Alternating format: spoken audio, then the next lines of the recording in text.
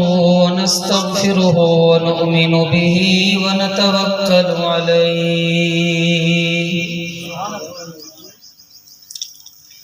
ونعوذ بالله من شرور أنفسنا ومن سيئات أعمالنا من يهده الله فلا مضل له ومن يضلله فلا هادي له ونشهد أن لا إله إلا الله وحده لا شريك له ونشهد أن سيدنا وسندنا وحبيبنا وحبيب ربنا ومولانا محمدا عبده ورسوله أما بعد فأعوذ بالله من الشيطان الرجيم بسم الله الرحمن الرحيم محمد رسول الله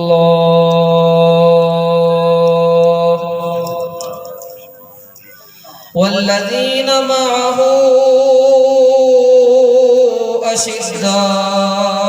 أشداء على الكفار رحماء بينهم تراهم ركعا سجدا يبتغون فضلا من الله ورضوانا وقال النبي صلى الله تعالى عليه وسلم لو كان بعدي نبي لكان عمر وقال النبي صلى الله تعالى عليه وسلم اللهم أعز الإسلام بعمر بن الخطاب خاصة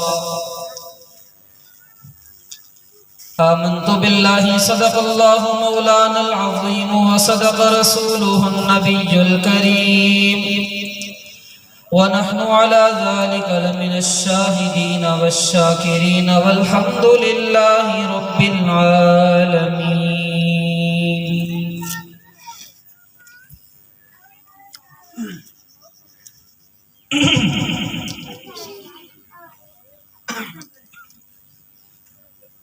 محمد مصطفیٰ ہیں افضل یوں سارے رسولوں میں محمد مصطفیٰ ہیں افضل یوں سارے رسولوں میں جیسے ہوتا ہے گلاب افضل زمانے بھر کے پھولوں میں جسے صدیق کی صداقت کا اعتراف نہیں وہ لاکھ سجدے کرے یہ گناہ معاف نہیں دلوں میں بغض ابو بکر اور بدن پہ حج کا لباس یہ تیرے نصیب کے چکر ہیں طواف نہیں گر شرم و حیا پر کوئی دیوان لکھے گا ہے یقین مجھ کو وہ سیرت عثمان لکھے گا چمن چمن ہے کلی کلی ہے حق کا ولی ہے شیر جلی ہے چمن چمن ہے کلی کلی ہے حق کا ولی ہے شیر جلی ہے وہی تو فاتح خیبر ہے جو تیرا علی ہے میرا علی ہے تھے صحابہ پاک سارے سرور دین کے مرید تھے صحابہ پاک سارے سرور دین کے مرید پر عمر فاروق تھے بے شک مراد مصطفیٰ جو کوئی کرتا ہے ان کی شان میں گستاخیاں جو کوئی کرتا ہے ان کی شان میں گستاخیاں راضی نہ ہوں گے ان سے حتماً شافی روز جزا تمام حضرات عقیدت اور محبت کے ساتھ نماز والا درود شریف پڑھ لیں۔ اللہم صلی علی محمد وعلی آل محمد کما صلیت علی ابراہیم وعلی آل ابراہیم انک حمید مجید۔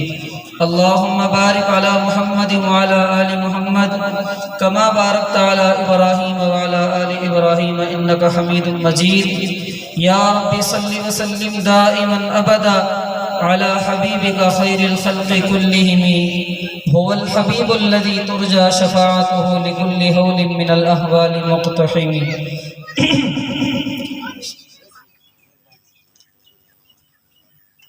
الحمدللہ اللہ پاک کا کرم و احسان ہے کہ اس ذات عالی نے ایک مرتبہ پھر یہاں حاضری کا موقع دیا. آپ جیسے محبت کرنے والے، عقیدت رکھنے والے بزرگوں اور نوجوانوں کی زیارت اللہ نے نصیب کی. دل سے دعا ہے کہ اللہ رب العزت ہم سب کا یہاں آنا، جمع ہونا، دین کی بات سننا، اور جنہوں نے انتظام کیا، جنہوں نے تعاون کیا، جنہوں نے کسی بھی درجے میں اس پروگرام کے حوالے سے کسی بھی سرگرمی میں حصہ لیا، اللہ پاک ان سب کی کاوشیں اور ہم سب کا آنا کچھ اس انداز سے قبول فرمائے کہ ماضی کے سارے گناہوں کی معافی کا ذریعہ بن جائے.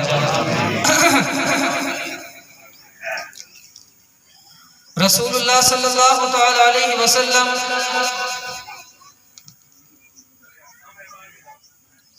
کو جب اللہ رب العزت نے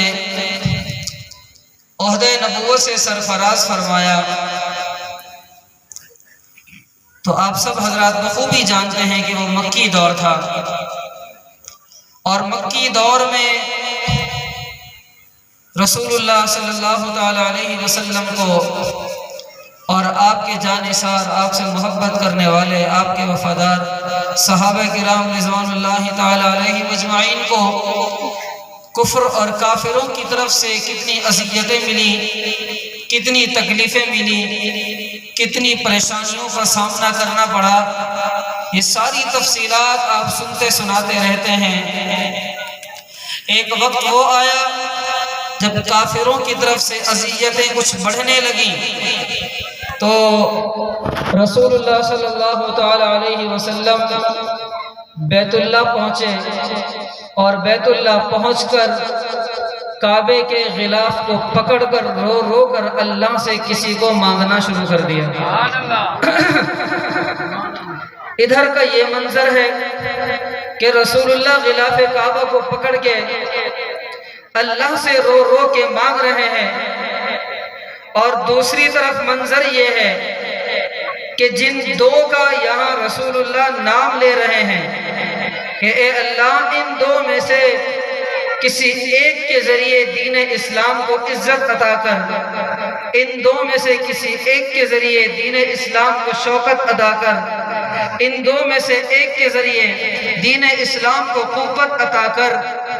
ادھر رسول اللہ ان دونوں کا نام لے کر اللہ سے مانگ رہے ہیں، ادھر کا عالم یہ ہے کہ یہی دو حضرات جمع ہو رہے ہیں جن کا نام دعا میں لیا جا رہا ہے.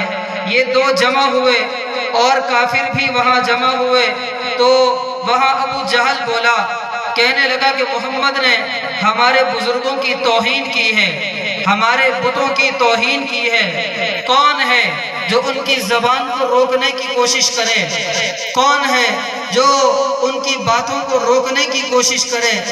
کون ہے جو ان کی دعوت کو روکنے کی کوشش کرے؟ اگر کوئی اٹھے گا تو میری طرف سے اسے انعام و اکرام سے نوازا جائے گا. کوئی اٹھے تو صحیح، مگر ہر ایک سوچتا ہے کہ اٹھے تو اٹھے کون، پیغمبر کے مقابلے میں جائے کون. اور ان کو راہ سے ہٹانے کے لیے اٹھے کون؟ بالآخر وہ نوجوان پہنچا جس کی عمر 27 سال ہے. اسے پتا چلا کہ ابو جہل انعام رکھ رہا ہے. تو اس نے پوچھا کیا انعام رکھا ہے، کیا انعام دینا چاہو گے؟ تو ابو جہل نے کہا کہ جو پیغمبر کی زبان کو العیاذ باللہ بند کرا دے گا اسے 100 اونٹ انعام میں دوں گا. اس نوجوان نے کہا یقین دہانی کراؤ تو پھر چل کے جاتا ہوں. ابو جہل نے یقین دہانی کرائی تو وہ نوجوان وہاں سے چل پڑا کہ آج میں نے جا کر یہ کام کرنا ہے اور رسول اللہ صلی اللہ تعالی علیہ وسلم کی زبان کو روکنا ہے، ان کی دعوت کو روکنا ہے اور ان کو العیاذ باللہ قتل کرنا ہے. تلوار نکالی، چل پڑے. چلتے چلتے راستے میں ایک جگہ پہنچے. وہ نوجوان راستے میں ایک جگہ پہنچا. کیا دیکھا کہ کچھ لوگ ایک بچڑے کو ذبح کر رہے ہیں، گائے کے بچے کو ذبح کر رہے ہیں. تو وہ نوجوان وہیں رک گیا تاکہ یہ منظر میں بھی دیکھ لوں. اتنے میں وہ نوجوان کہتا ہے کہ اس بچڑے کو جب لٹایا گیا ابھی چھری چلی نہیں کہ اس بچڑے کے پیٹ سے آواز آنا شروع ہو گئی ہے. لوگوں، جو دین حق کی دعوت تمہیں دے رہا ہے، جو دین اسلام کی دعوت تمہیں دے رہا ہے، جو سچے مذہب کی طرف تمہیں بلا رہا ہے، اس کی طرف کیوں نہیں جاتے؟ اس کی بات کیوں نہیں مانتے؟ اس کے خلاف کیوں ہو جاتے ہو؟ وہ نوجوان کہتا ہے یقینی طور پر یہ آواز مجھے سنائی جا رہی ہے، یقینی طور پر یہ بات مجھے کہی جا رہی ہے، مگر اس وقت تک چونکہ مسلمان نہیں ہوا اور پیغمبر کو ختم کرنے کے لیے، پیغمبر کے خاتمے کے لیے چل پڑا ہے، اپنے بتوں کی عزت کے لیے، اپنے بتوں کی ناموس کے لیے چل پڑا ہے. وہاں سے پھر بھی آگے چلا.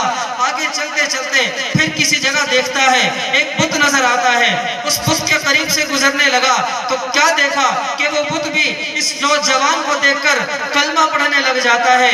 وہ بت بھی اس نوجوان کو کلمہ پڑھ کے دین کی دعوت دیتا ہے، مگر وہ نوجوان اس کلمے کو سن کر اپنے دل کو کسی حد تک پگھلا ہوا پا کر پھر بھی آگے چل پڑا کہ جا کر اب بھی اپنے مشن کو پورا کرنا ہے.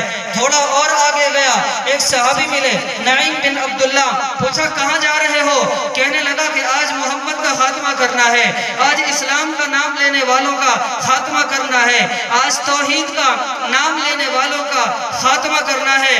نعیم بن عبداللہ نے کہا ارے چھوڑو اسے کہ جس کا تم خاتمہ کرنا چاہتے ہو، پہلے جا کر ذرا گھر کی خبر تو لو، گھر میں کیا ہو رہا ہے؟ اچھا میرے گھر میں بھی ایسا کچھ ہونے لگا. کہاں جاؤ دیکھ تو صحیح، جا کر دیکھ تو صحیح تیرے گھر میں ہو کیا رہا ہے. وہ نوجوان وہاں سے اپنے گھر کی طرف چلتا ہے، اپنی بہن کے گھر کی طرف چلتا ہے. دروازے کے پاس پہنچ کر سنا اندر سے کچھ آوازیں آ رہی ہیں. کان لگایا، اتنے میں اندر محسوس ہوا کہ باہر کوئی آ چکا ہے اور وہی آ چکا ہے جو ہمارے ذہنوں میں ہے. لہٰذا قرآن کو بند کیا. اندر تو قرآن پڑھا جا رہا تھا، اس قرآن کو بند کیا. خباب بن ارد جو قرآن پڑھانے والے ہیں وہ پردے میں چلے گئے کہ وہ نوجوان آ گیا جس کی بہادری مشہور ہے، جس پر قریش والے ناز کرتے ہیں، وہ آ گیا ہے.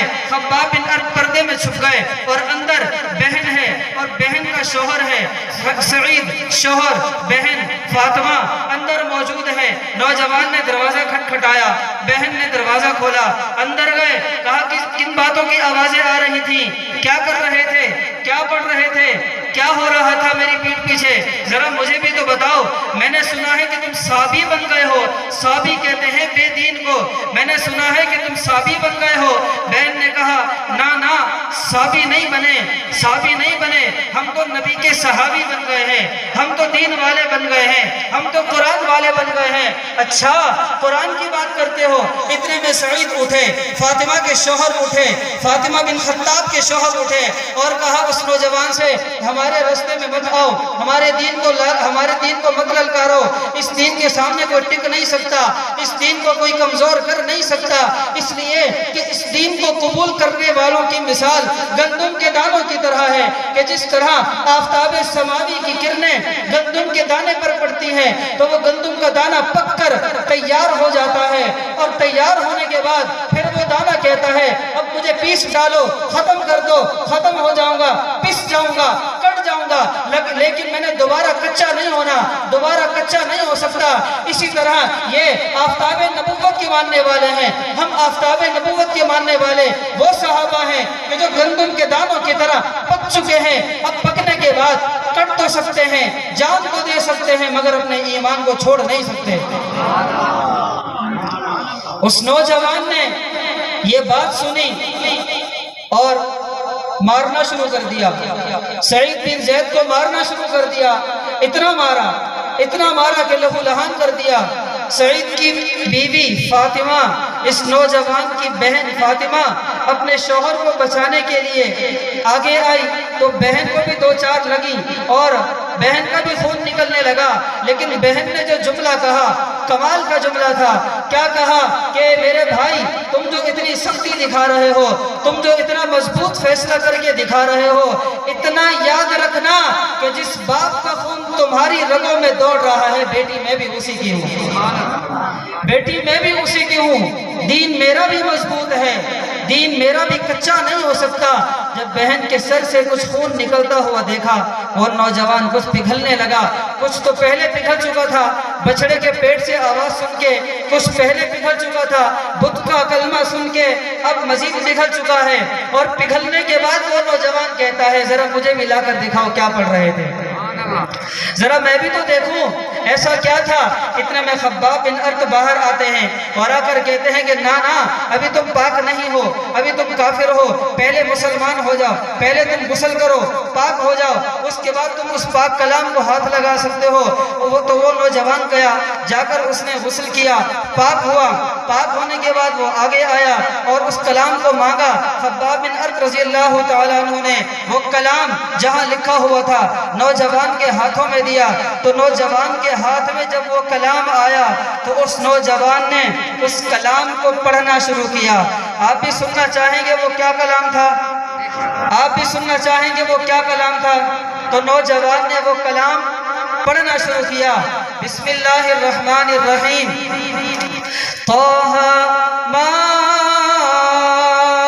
انزلنا علیک القرآن لتشقى الا تذکرة لمن یخشى تنزیلا ممن خلق الارض والسماوات العلا الرحمن على العرش استوى له ما في السماوات وما في الأرض وما بينهما وما تحت الثرى وإن تجهر بالقول فإنه يعلم السر وأخفى الله لا إله إلا هو له الأسماء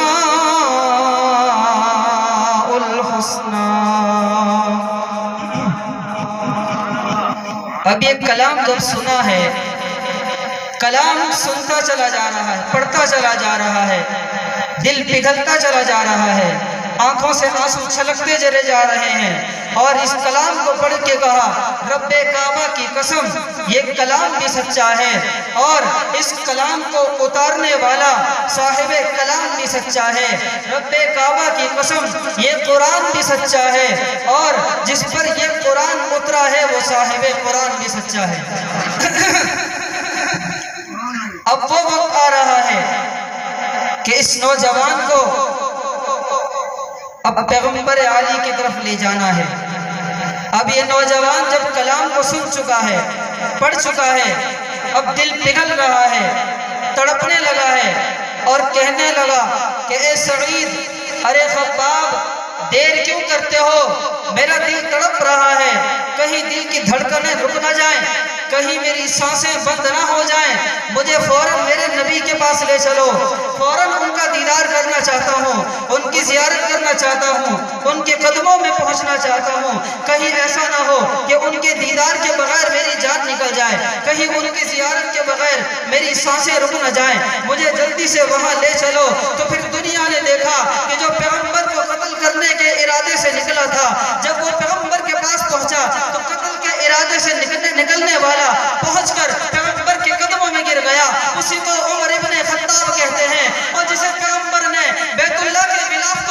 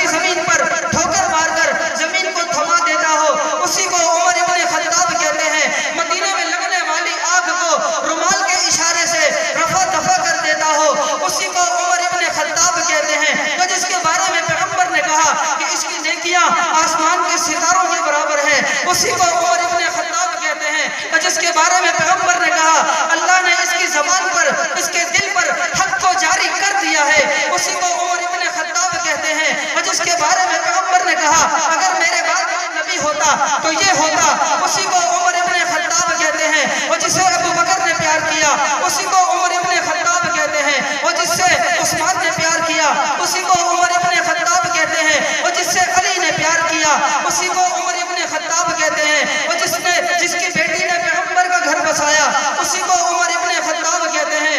علی کی بیٹی نے جس کا گھر بسایا اسی کو عمر ابن خطاب کہتے ہیں۔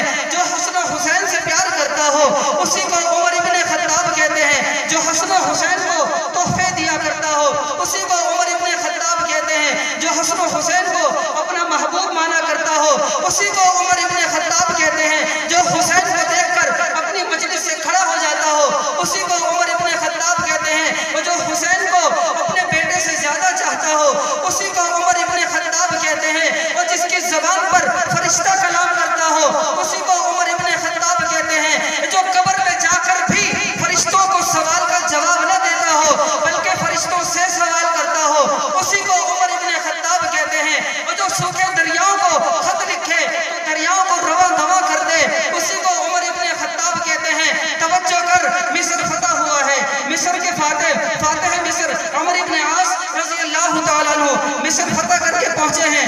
لوگ آئے اور کہا جناب یہاں پریشانی ہے، تکلیف ہے، مصیبت ہے، کیا تکلیف ہے، کیا پریشانی ہے؟ کہا یہاں کا جو دریا ہے وہ چلتا نہیں، دریا ضد کرتا ہے اور کہتا ہے کہ جب بھی ہمیں ایک لڑکی نہ دی گئی، ایک نوجوان دلہن ہمیں نہ دی گئی اس وقت تک میں نے چلنا نہیں ہے، تو وہ دریا رکا ہوا ہے۔ فاتح مصر عمر ابن عاص رضی اللہ تعالیٰ عنہ نے کہا اسلام ان جاہلیت والی باتوں کو قبول نہیں کرتا، لہٰذا ہم ایسا کچھ نہیں کریں گے۔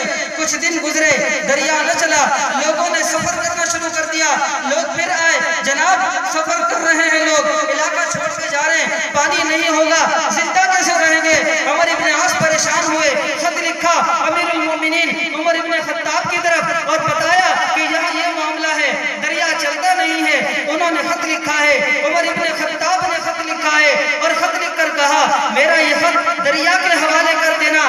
دنیا نے دیکھا کہ عمر کا خط جب دریا میں جانے لگا، فاتح مصر نے خط کھول کر پڑھا، کیا لکھا ہوا ہے؟ او دریائے نیل، اگر تو اپنی مرضی سے چلتا ہے تو ہمیں تیری ضرورت نہیں، اور اگر تو خدا کی مرضی سے چلتا ہے تو ہم اس خدا سے سوال کرتے ہیں کہ وہ تجھے چلائے گا۔ دنیا نے دیکھا کہ عمر کا خط جب پانی میں جاتا ہے تو وہ دریا اس انداز سے چلنا شروع ہوتا ہے کہ آج تک بند نہیں ہوا۔ وہ جو سوکھے دریاؤں کو خط لکھ کر رواں دواں کر جائے اسی کو عمر ابن خطاب کہتے ہیں۔ کیا خوب کہا کسی نے، زینت کے خزانے کو الماس کہتے ہیں، لگے جو طلب پانی کی اسے پیاس کہتے ہیں۔ یوں تو سب کی پیاس بجھا دیتا ہے دریا، جو دریاؤں کی پیاس بجھا دے اسے عمر ابن خطاب کہتے ہیں۔ شان رسالت زندہ باد، مقام حضرت عمر، عدالت فاروق اعظم، گلی گلی نگر نگر، گلی گلی نگر نگر، نعرہ تکبیر۔ تھک تو نہیں گئے؟ جاگنے کا ثبوت دیجئے ذرا۔ جو حضرات جاگ رہے ہیں وہ توجہ سے سنیں، اور جو سو رہے ہیں وہ بھی جاگ جائیں۔ حضرت عمر رضی اللہ تعالیٰ عنہ شان والے صحابی ہیں، اللہ نے عجیب مقام دیا۔ سارے صحابہ نبی کے مرید بنے ہیں اور عمر نبی کی مراد بنے ہیں۔ عمر نبی کی مراد بنے ہیں۔ مراد کا مطلب جسے مانگا جائے، جسے مانگا جائے۔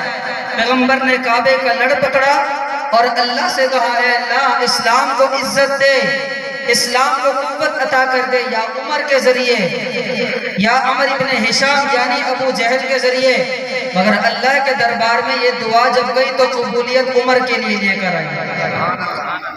عمر مسلمان ہو کر نبی کے دروازے پر آ گئے، اور آپ نے سنا کہ عمر کا خط دریا کے نام گیا، دریا بھی چل پڑا۔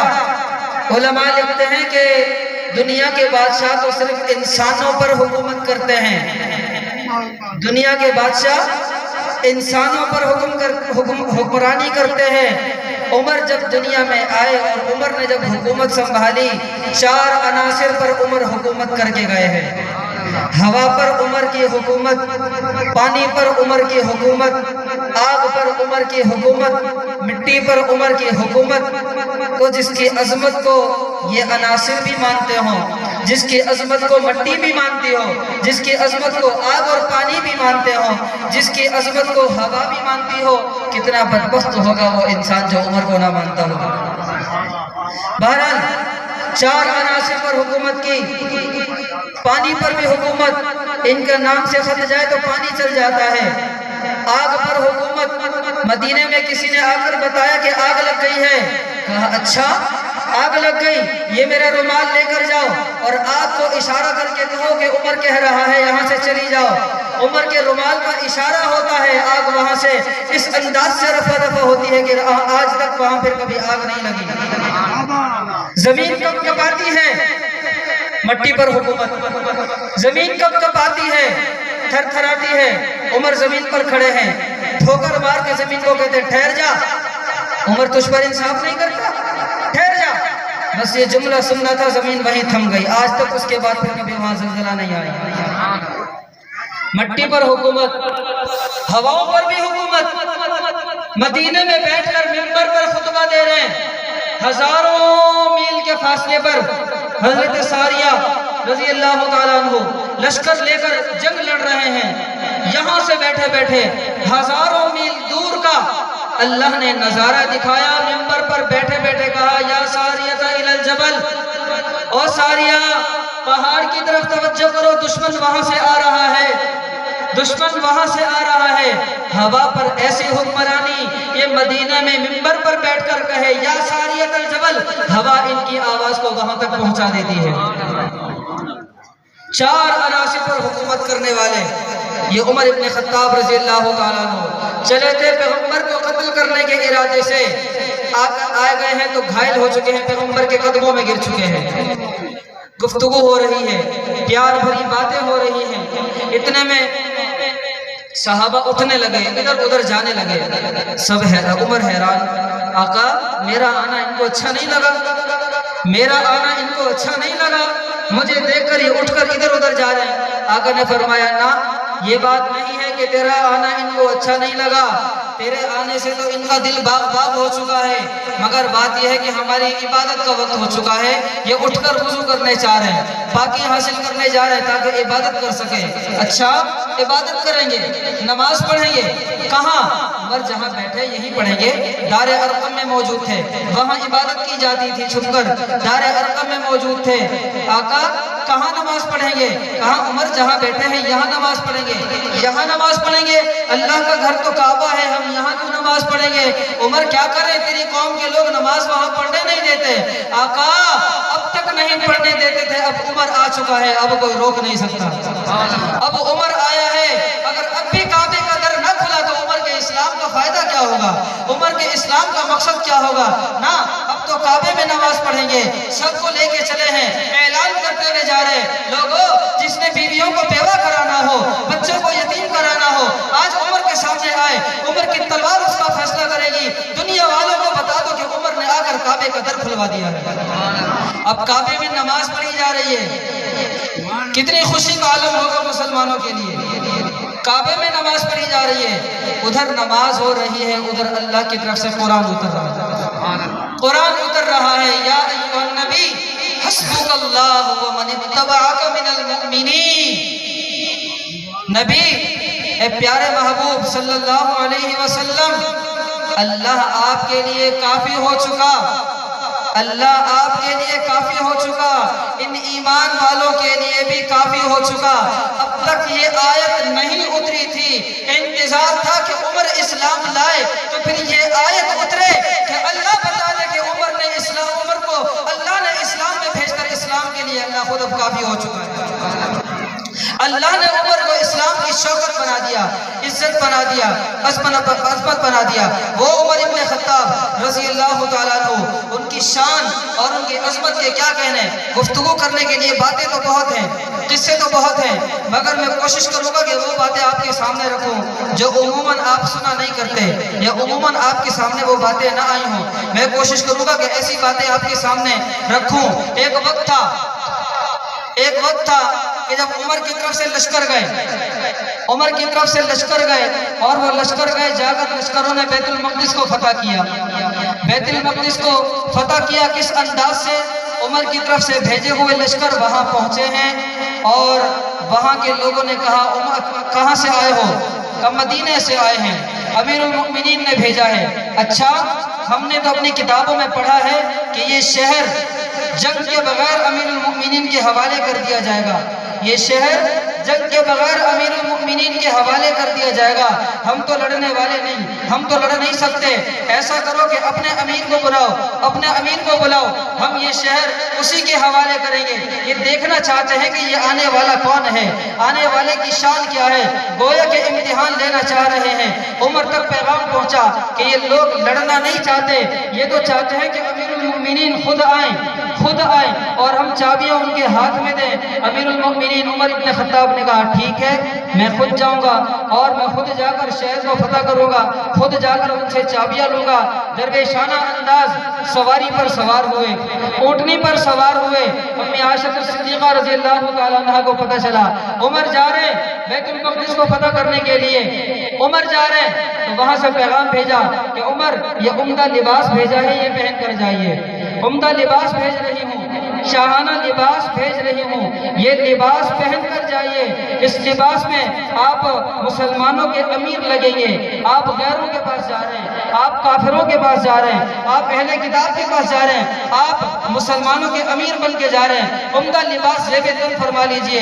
عمر سوچ رہے کہ میرا مزاج تو نہیں، مگر امی کے فرمان کو ٹالوں کیسے، امی کے فرمان کو کیسے ٹالوں؟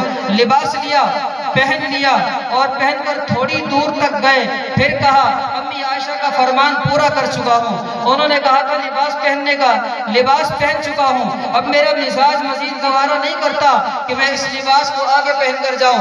اترے، لباس تبدیل کیا، وہی پرانا لباس، پیوند لگا ہوا، ٹاکیاں لگا ہوا لباس پہنا، غلام کو ساتھ لیا۔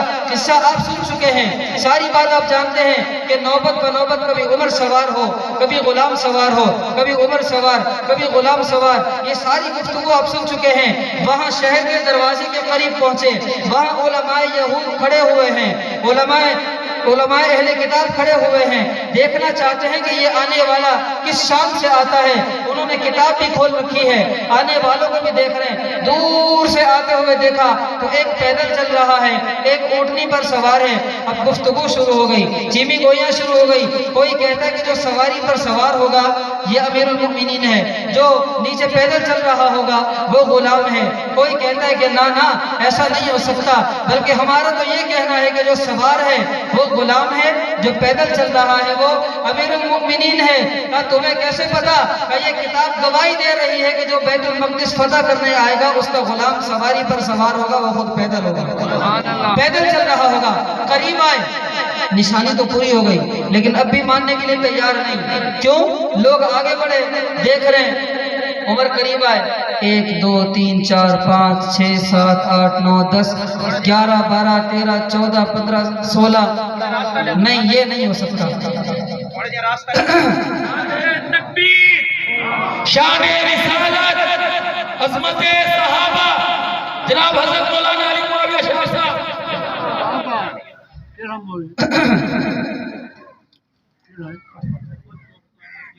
آج کی محفل کے روح رواں حضرت شاہ صاحب دامت برکاتہ العالیہ تشریف لا چکے ہیں۔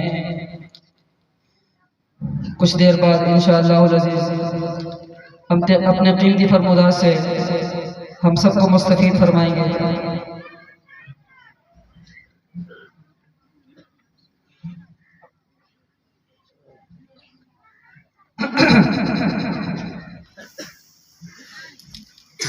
جاگ رہے ہیں؟ اب گنتی شروع کر دی، 16 تک گنتی ہو گئی۔ علماء کہتے ہیں نا نا نا نا، یہ نہیں ہو سکتا۔ अमीरुल मोमिनीन ये नहीं हो सकता। भाई कैसे नहीं हो सकता, यही तो मुसलमानों का अमीर है। कहा नहीं, हमने इसके लिबास में जो टाकियां लगी हुई हैं उनकी गिनती की, ये टाकियां 16 नजर आ रही हैं। हम किताब में लिखा हुआ देख रहे हैं कि जो आएगा उसके लिबास में 17 टाकियां होंगी, 17 टाकियां होंगी, ये 16 हैं। ये मुसलमानों का अमीर नहीं हो सकता। उमर ने यूं हाथ उठाया और कहा ये देखो 17वीं टाकी यहाँ मौजूद है। कहा हाँ वाकई यही मुसलमानों का हुक्मरान है और यही है जिसके हाथ में हमें कहा गया कि अपनी चाबियां हमने देनी है, तो शहर की चाबियां उस उमर के हवाले उन्होंने कर दी।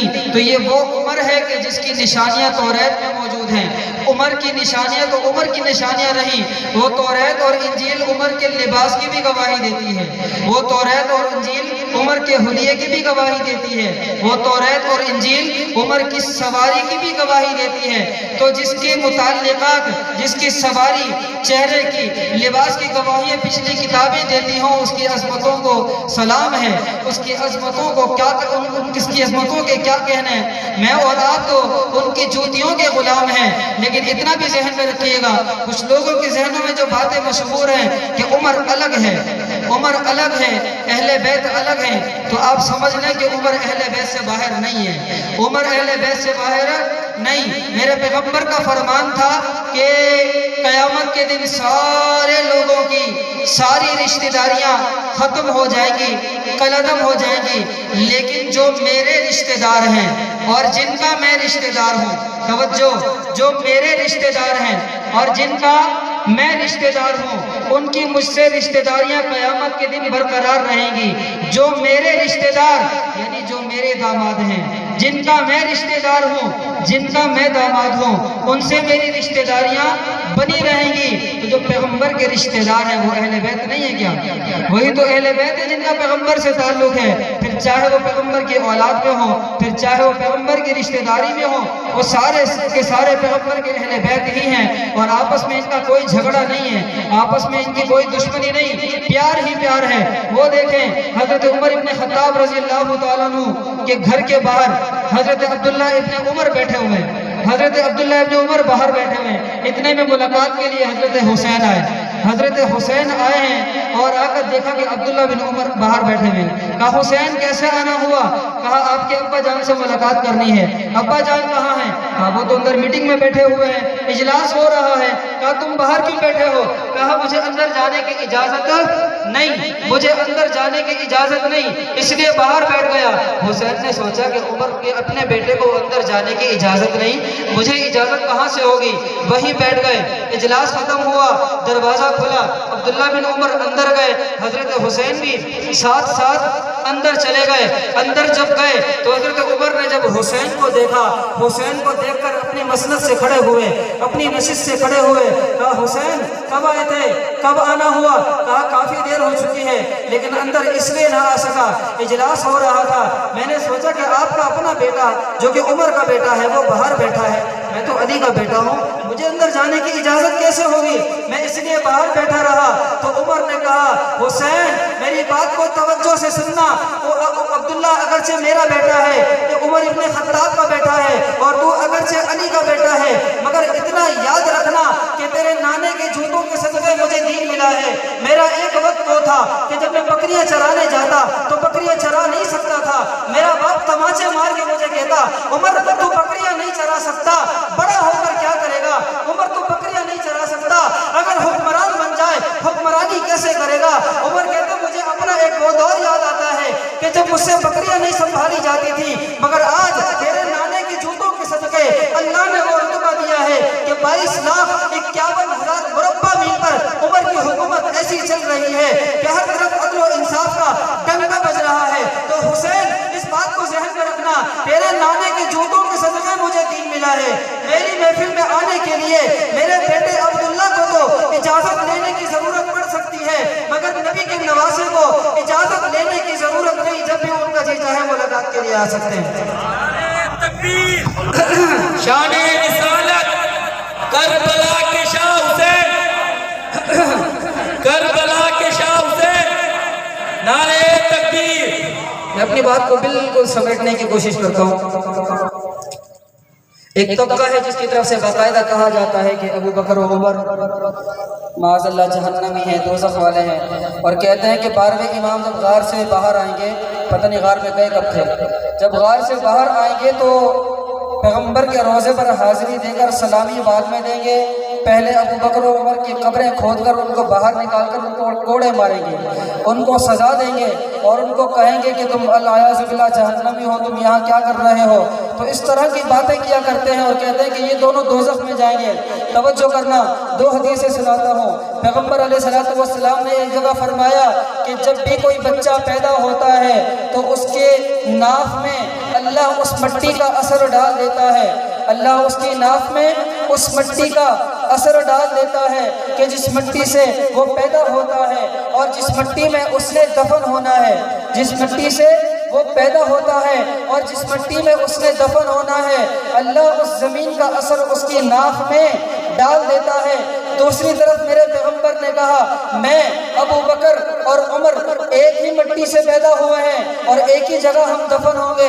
تیسری جگہ میرے پیغمبر نے کہا ما بین ممبری و روضۃ من ریاض الجنہ، ما بین بیتی و ممبری روضۃ من ریاض الجنہ، میرے گھر اور میرے ممبر کا جو درمیان کا حصہ ہے وہ جنت کا ٹکڑا ہے، وہ جنت کا ٹکڑا ہے. توجہ کر، پیغمبر بھی وہاں سو رہے ہیں، ابو بکر بھی وہاں سو رہے ہیں اور عمر بھی وہیں سو رہے ہیں. توجہ کر، وہ کہتا ہے کہ یہ دوزخ میں جائیں گے، میں کہتا ہوں کہ پیغمبر نے گواہی دے دی کہ یہ جہاں سو رہے ہیں اسی مٹی کا اثر ان کی ناف میں پیدائش کے وقت موجود تھا، پیدائش کے وقت ان کی ناف میں اسی مٹی کا اثر موجود تھا اور یہی انہوں نے آنا تھا. اور پیغمبر نے کہا کہ یہ جگہ جنت کا ٹکڑا ہے. اب کوئی کہتا ہے تو کہتا رہے کہ یہ دوزخ میں جائیں گے، میں تو کہا کرتا ہوں کہ یہ آئے ہی جنت سے تھے، یہ تو آئے ہی جنت سے تھے. بہرحال عظمتوں والے لوگ ہیں، شان والے لوگ ہیں. اتنا وقت نہیں میرے پاس کہ میں اور بھی آپ کو محبت کے واقعات سنا سکوں، بس ایک مختصر سا کلام اگر حضرت کی طرف سے اجازت ہو تو حضرت عمر کے مناقب میں کچھ مختصر سا کلام پیش کر دوں، اس کے بعد میں اجازت چاہوں گا. توجہ ہے سب کی؟ درود شریف پڑھ لیجیے. اللہم صلی علی محمد.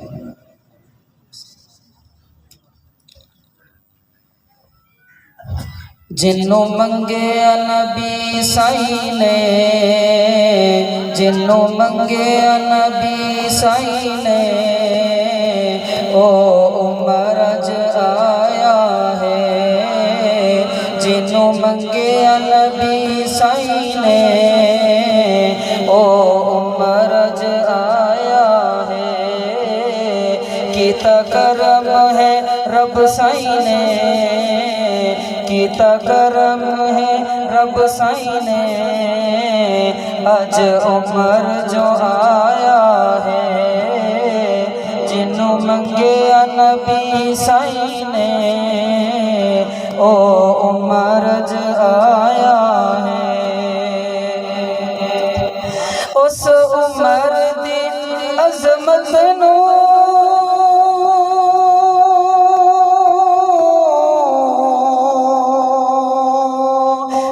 پوچھدا ہے تو کملا، اس عمر دی عظمت نو کی پوچھدا ہے تو کملا. جس عمر نو آقا نے، جس عمر نو آقا نے سورا اپنا بنایا ہے. جس عمر نو آقا نے سورا اپنا بنایا ہے. جنوں منگے نبی سائی نے، او عمر اج آیا ہے. معراج دی شب آقا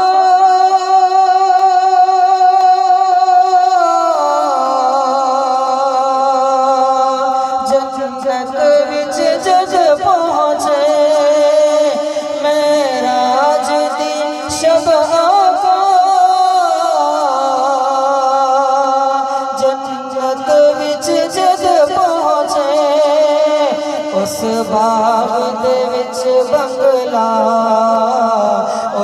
باغ دے وچ بنگلا فاروق دا پایا ہے اس باغ دے وچ بنگلا فاروق دا پایا ہے کیتا کرم ہے رب سائی نے آج عمر جو آیا ہے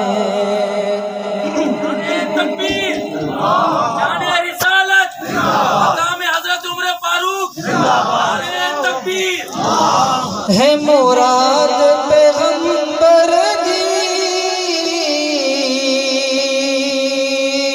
دھی اس کو ہے دردی ہے مراد پیغمبر دی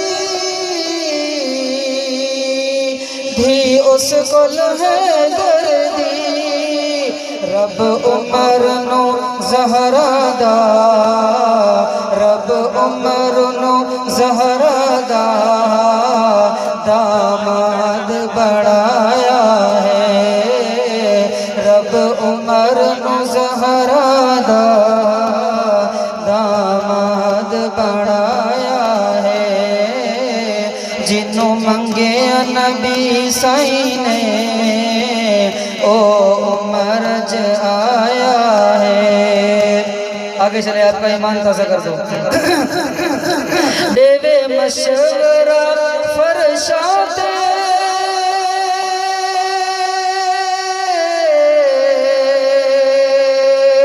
بڑے فیصلہ رشاد دیوے مشورہ فرشاد بڑے فیصلہ رشاد رب عمر دی باتانو رب عمر دی باتانو قرآن بڑھایا ہے رب عمر دی باتانو قرآن بڑھایا ہے اس عمر دی باتانو میرا حیدر مندا ہے اس عمر دی باتانو میرا حیدر مندا ہے جیندے قلب اور ہونٹاں تے جیندے قلب اور ہونٹاں تے رب حق نو چلایا ہے جیندے قلب اور ہونٹاں تے رب حق نو چلایا ہے کائنات دی ہر شے نو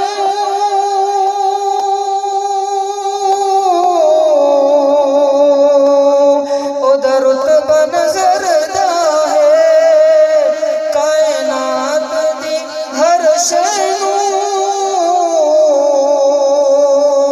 اودہ رتبہ نظر دا ہے تہوں عمر نے خط لکھ کے تہوں عمر نے خط لکھ کے دریا نو چلایا ہے تہوں عمر نے خط لکھ کے دریا نو چلایا ہے جنوں منگے نبی سائی نے او عمر ج آیا ہے آخری شعر داماد بطول کولو نہیں بھجدا علی والا داماد بطول کولو نہیں بھجدا علی والا اس عمر دی شانانو اس عمر دی شانانو اجمن زمانہ ہے اس عمر دی شانانو اجمن زمانہ ہے کتا کرم ہے رب سائی نے اج عمر جو آیا ہے